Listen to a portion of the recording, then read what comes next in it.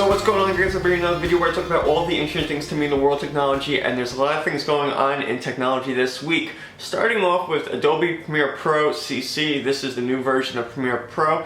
You know, I checked out the Creative Cloud. I know there's mixed reviews. Some people say they don't want to pay per month for software. In my own opinion, I think the best solution for Adobe is probably just to charge you like they would for a smartphone, so people can get some ownership of what they're actually paying for. So maybe there can be some compromise and Adobe can work on that. But that's my opinion about it. I think it is worth the upgrade. After I used Premiere Pro CC, I was convinced that the whole Creative Cloud was worth it. I'm going to check out the other programs.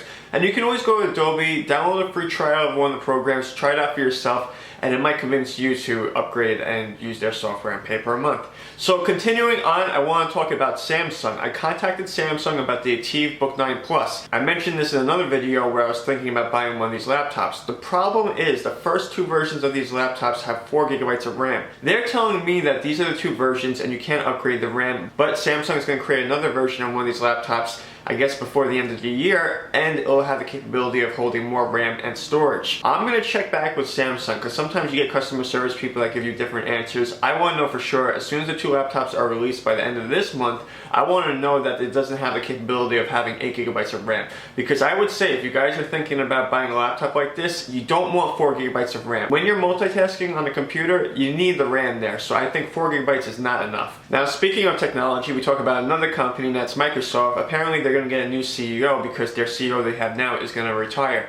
I don't know what's going on with Microsoft, but I think the best solution is for them to toss Windows into an actual garbage can and just try to revamp the platform. I don't know what to say about Microsoft besides the fact that I think Microsoft is a mess. As far as I'm concerned, I think Microsoft can do something productive. I just don't know if it's a platform for mobile or desktop, whatever they have to do. Now let's talk about a company that offers great deals, and this is Google. They're actually releasing more Chromecast. I just checked out the Google Play Store. It seems like a reasonable ship time. It says September 3rd. So by the first week of September, you can get a Chromecast.